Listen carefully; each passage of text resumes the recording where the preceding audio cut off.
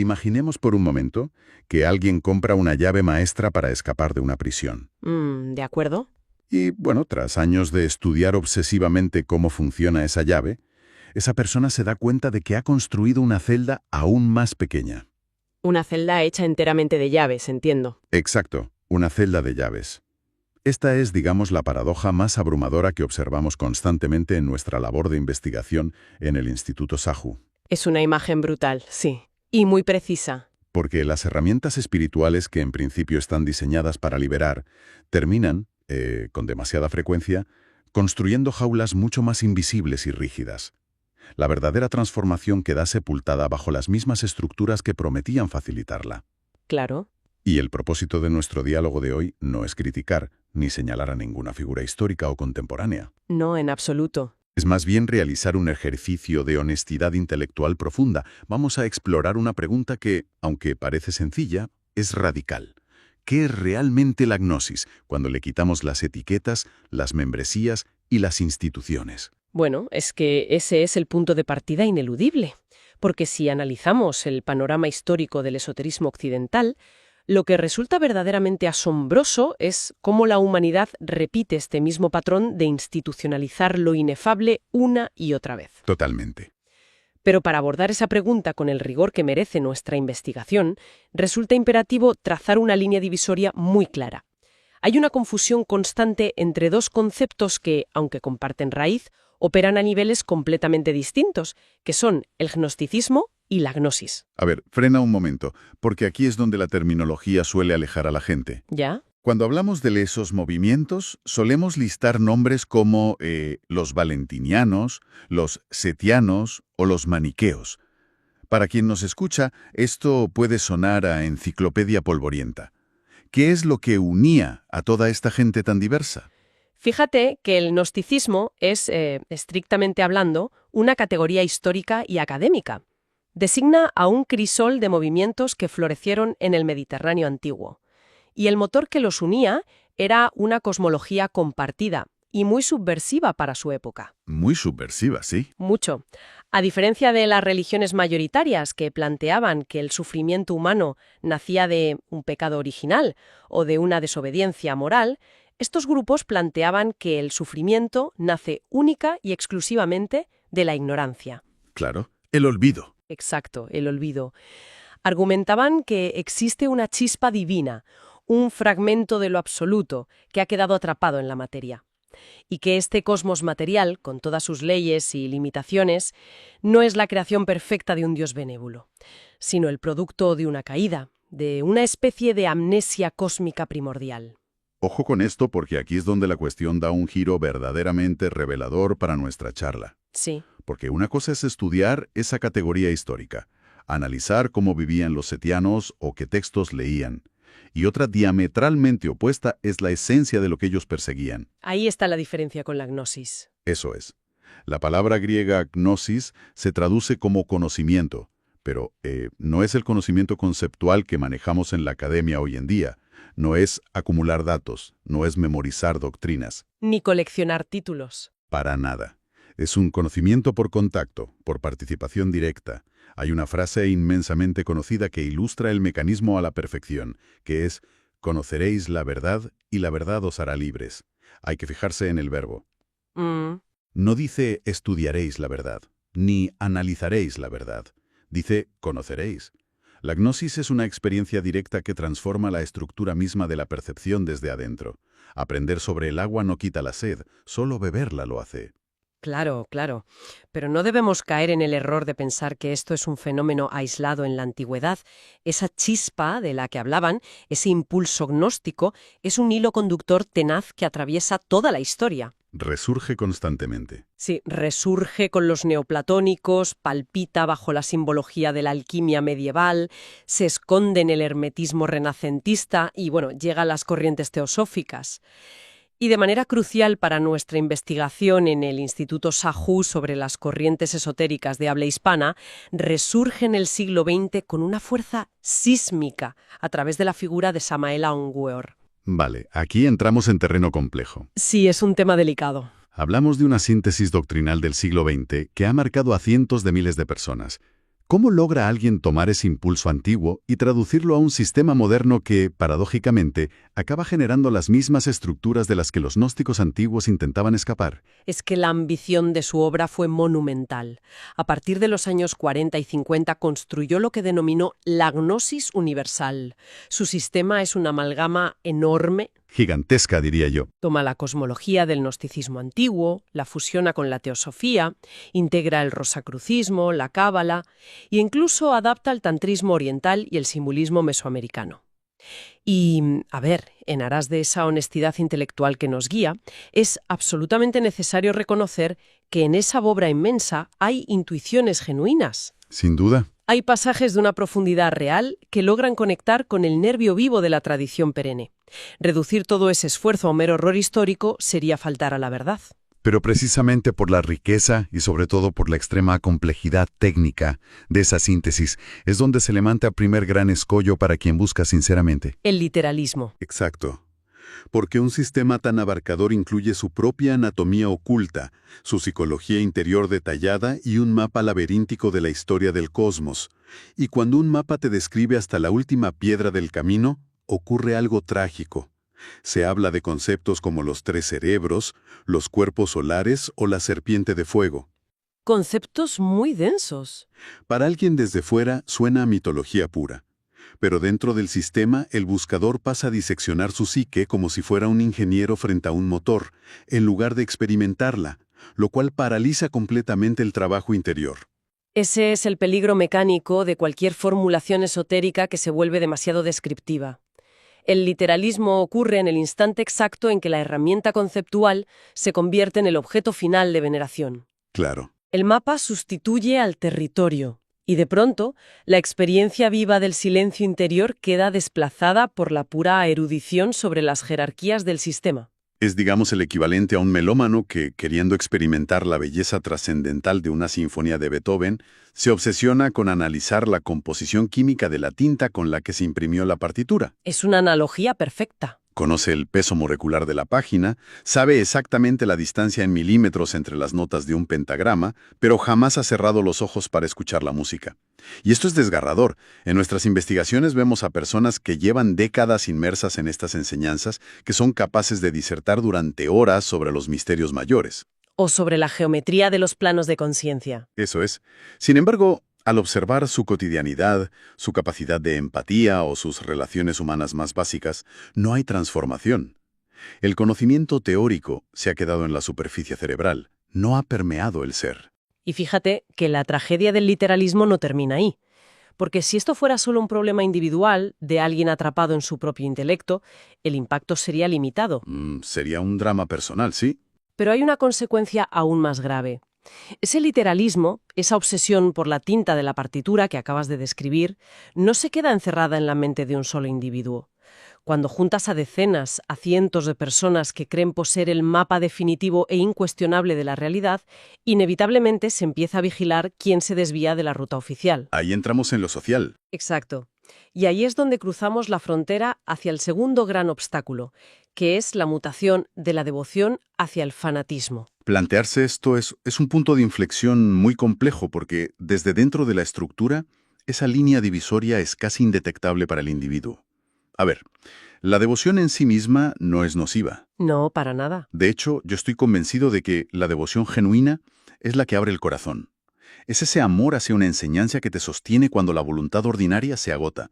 Genera una humildad creciente al comprender la vastedad del misterio que se está intentando rozar. Totalmente, la devoción genera apertura. Pero el fanatismo, estructuralmente lo opuesto, aunque estéticamente utilice exactamente el mismo lenguaje de piedad y entrega. Claro, se disfrazan igual. Sí. El fanatismo cierra, excluye. Mientras la devoción hace a la mente receptiva a la verdad, sin importar de qué fuente provenga, el fanatismo genera una rigidez creciente, casi marcial, para defender mi verdad, mi grupo o mi maestro. En el gnosticismo moderno institucionalizado, este mecanismo psicológico cristaliza en una descalificación automática de cualquier perspectiva que no emane de sus propios libros. Se asume, casi por defecto, que todas las demás tradiciones de la humanidad son versiones inferiores incompletas o, en el peor de los casos, trampas oscuras. Y aquí es donde la mente humana hace malabares para autoengañarse. Porque esta actitud de rechazo frontal es la antítesis exacta de la auténtica búsqueda espiritual. Pero, ¿cómo se justifica internamente? Con el discernimiento, supuestamente. Para justificar lo que en la práctica es una simple y llana clausura mental. El discernimiento real exige una observación serena y desapasionada, no el rechazo dogmático a priori de todo aquello que cuestione el propio sistema. Ese falso discernimiento es el cemento con el que se construyen los dogmas. Y eso nos lleva directamente al tercer gran problema, la consolidación institucional y el dogmatismo. El muro final. Históricamente, el dogmatismo funciona convirtiendo una metáfora o una formulación provisional en una muralla infranqueable. Se decreta oficialmente que la palabra, que describe la experiencia sagrada, es de hecho la experiencia misma. Y si observamos esto con perspectiva histórica, nos topamos con una ironía verdaderamente amarga. Espera, déjame detenerte ahí porque esto genera un cortocircuito enorme. Sí, Si revisamos lo que mencionabas al principio, los gnósticos antiguos originales basaban todo su etos en rechazar el dogma externo. Para ellos, la iglesia establecida era la trampa, y la liberación era el conocimiento personal y directo. Entonces, ¿cómo es posible que el gnosticismo moderno termine creando sistemas organizativos tan rígidos y piramidales? ¿En qué momento se traiciona esa intención original? Pues se traiciona en el momento en que el miedo a perder el mensaje original se vuelve más fuerte que la confianza en la experiencia viva. Los antiguos, especialmente los valentinianos, eran profundamente anticatequéticos. Rechazaban la ortodoxia. Repudiaban la idea de que la verdad residiera en la obediencia a un obispo o en recitar un credo oficial. Su única autoridad real era el pneuma, la respiración del espíritu en el interior del individuo. Sin embargo, muchos grupos contemporáneos que se reclaman herederos directos de la gnosis han replicado milimétricamente las mismas estructuras de jerarquía, ortodoxia y control que la gnosis antigua intentaba dinamitar. Pasan de ser un movimiento de liberación a ser, digamos, una aduana espiritual. Una aduana, sí. Esa es la expresión. Pero vamos a ver, nadie se queda voluntariamente en una prisión si la puerta está abierta. Para mantener esas estructuras artificiales y piramidales en pie, inevitablemente se tiene que recurrir a mecanismos de control psicológico. Y aquí tenemos que hablar abiertamente de la anatomía del miedo. Es un tema espinoso, pero necesario. Porque cuando la experiencia espiritual viva se seca, el miedo es el único adhesivo lo bastante fuerte como para mantener al grupo unido. Es un mecanismo clínico, fíjate. Hablamos de amenazas kármicas veladas o explícitas por plantear dudas o por abandonar el grupo. Se lanzan constantes advertencias sobre el gravísimo peligro espiritual o la confusión mental que genera atreverse a leer autores ajenos a la doctrina oficial. Es, literalmente, un secuestro de la curiosidad. Y no olvidemos la desvalorización sistemática de los que deciden marcharse. Uf, eso es clave. Se fabrica una narrativa interna donde quien se va nunca es alguien que legítimamente encontró otro camino. No, quien se va siempre fracasó, se dejó vencer por el ego o traicionó la obra. Todo esto tiene un propósito sociológico muy claro, que es cohesionar a los que se quedan mediante el terror al ostracismo y al juicio de sus pares. Claro. Y yo creo que desde el instituto debemos afirmar esto con contundencia. Cualquier enseñanza, por muy sagrados que sean sus textos, que utilice el miedo como herramienta para retener a sus miembros, no está transmitiendo gnosis, está administrando dependencia. Totalmente de acuerdo. La verdadera tradición sapiencial siempre ha sabido que la libertad interior de la persona es infinitamente más sagrada que la supervivencia de la institución. Es una distinción fundamental. Una enseñanza que brota de la experiencia de lo real, produce horizontes más amplios, produce amor y una certeza serena. Jamás produce paranoia ni miedo a represalias kármicas. Pero, bueno, llegados a este punto del análisis, tenemos la obligación de girar la mirada. Hacia adentro. Hacia el individuo, sí. Porque señalar los fallos doctrinales, las estructuras de control o el autoritarismo de las instituciones es, hasta cierto punto, la parte fácil. Lo que exige verdadera valentía intelectual y, sobre todo, muchísima compasión, es analizar la psicología de quien busca. ¿Por qué seres humanos formados, inteligentes y sinceros aceptan y perpetúan estas dinámicas de alta demanda? Es que hay que entender esto bajando a la trinchera del sufrimiento humano. Nadie madruga un domingo pensando que le apetece someter su voluntad a un sistema coercitivo que le diga qué leer y con quién hablar. Obviamente no. Quienes llaman a la puerta de estos espacios lo hacen impulsados por una sed de trascendencia completamente genuina y muy a menudo desde una tremenda vulnerabilidad. Exactamente. Hay que mirarlo con empatía profunda.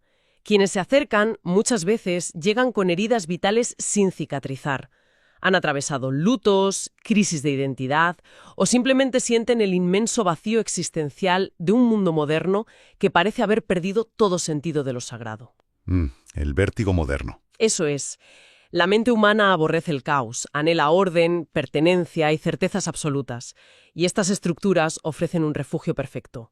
Entregan un sistema totalizador que explica desde la creación del universo hasta el propósito del sufrimiento personal. Te lo dan todo hecho.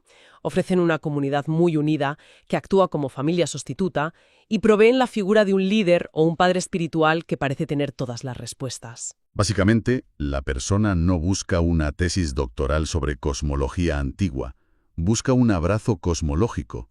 Busca que alguien con voz de autoridad le diga que no se preocupe, que el universo tiene un orden perfecto y que tiene un lugar especial dentro de él si sigue ciertas reglas. Claro. Y ahí es donde entra en juego un mecanismo psicológico implacable, que es la disonancia cognitiva. Imaginemos la situación. Un individuo ha invertido 10, 15 o 20 años de su vida en un grupo. Ha moldeado su identidad alrededor de esos conceptos. Todo su círculo de amigos pertenece a la organización e incluso sus decisiones vitales han sido dictadas por el dogma. ¿Es su vida entera? De pronto, la doctrina se convierte en el esqueleto mismo de su realidad.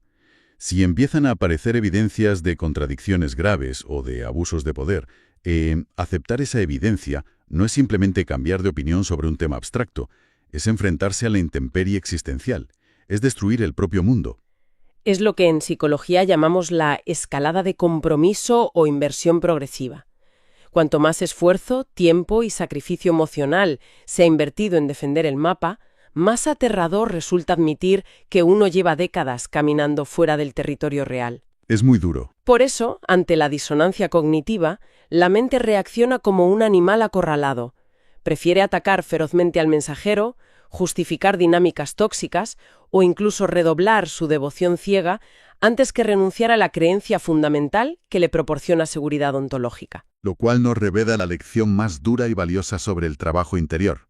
Se habla muchísimo de autoconocimiento, pero la verdadera gnosis no consiste en aprenderse de memoria una teoría abstracta sobre la disolución del ego o las dimensiones superiores. No. Consiste en tener la honestidad brutal de sentarse en silencio y observar nuestras propias necesidades no resueltas, ver nuestros miedos infantiles, nuestras carencias afectivas y nuestros mecanismos de defensa operando en tiempo real. Vernos al desnudo. Es reconocer, con crudeza, por qué necesitamos tan desesperadamente que alguien externo nos diga qué es lo correcto y nos valide. Porque el inicio del conocimiento real es conocer íntimamente el propio miedo. Yo estoy convencida de que sin esa base psicológica honesta, cualquier esoterismo es solo una fuga, un intento de evasión decorado con terminología sánscrita o griega. Totalmente. Entonces, recogiendo todos estos hilos que hemos ido desgranando, la pregunta es, ¿cuál es la síntesis operativa de todo esto? La solución no es un iconoclasmo ciego. No proponemos que haya que destruir las tradiciones, quemar las bibliotecas esotéricas o abolir todo sistema organizativo. Sería absurdo. Las tradiciones, los mitos y los ritos son valiosos, pero exijan ser tratados como lo que verdaderamente son, que son simples andamios temporales. Son señales de tráfico que apuntan hacia un destino. El desastre ocurre sistemáticamente cuando la humanidad confunde el recipiente con el contenido. Ese es el gran error histórico. Lo que una tradición auténtica busca transmitir es el fuego interior, esa reorientación radical de la conciencia hacia lo real. Las instituciones, por inercia sociológica, terminan dedicándose casi en exclusiva a custodiar celosamente el recipiente vacío. Lo pulen, lo dogmatizan, lo veneran y excomulgan a quien lo toque, sin darse cuenta de que el agua viva hace mucho tiempo que se escapó entre sus dedos. Custodiar el recipiente vacío. Es una imagen dolorosamente precisa para describir tantas décadas de desgaste en discusiones estériles sobre quién tiene la razón o quién ostenta la autoridad. Y por eso mismo, el antídoto contra todo esto es recordar la naturaleza atemporal de la revelación. La revelación no es un evento histórico que quedó clausurado y fosilizado en un texto del Mediterráneo antiguo, ni tampoco es el monopolio exclusivo de un autor prolífico del siglo XX. No pertenece a nadie. La revelación es una capacidad intrínseca y continua de la conciencia humana cuando está despierta. Está ocurriendo ahora en la experiencia directa de quien sabe mirar. Y por su propia naturaleza soberana, no requiere de intermediarios, no pide credenciales, no necesita grados jerárquicos ni permisos institucionales. Es decir, la gnosis, en su sentido más puro y original, no es un título que se adquiere tras pasar unos exámenes. Exacto. Es el recuerdo fulminante de lo que en esencia siempre hemos sido. Para cerrar nuestra investigación de hoy, no queremos ofrecer conclusiones cerradas, sino dejar una única semilla en el aire. Una pregunta que rompe esquemas, diseñada no para ser respondida precipitadamente en un debate, sino para que resuene despacio en el silencio íntimo de la contemplación de cada oyente. Adelante. Y la pregunta es esta. En el fondo más honesto del camino, cuando por fin se retira todo el ruido ensordecedor de los ritos, las jerarquías institucionales, los temores kármicos y las teorías esotéricas, se busca genuinamente la vertiginosa e incómoda libertad de la experiencia directa. O lo que secretamente anhela nuestra psique es la cálida seguridad, la protección y el confort de pertenecer al rebaño correcto. Es una pregunta profunda. Porque las jaulas, por muy doradas, místicas o trascendentales que parezcan desde fuera, no dejan de ser jaulas. Agradecemos profundamente el espacio para esta reflexión y la atención serena de quienes nos escuchan en este diálogo. Desde el Instituto Sahu, nuestro compromiso sigue siendo investigar, cuestionar lo establecido y sobre todo buscar incesantemente más allá de las formas y las instituciones. Hasta la próxima.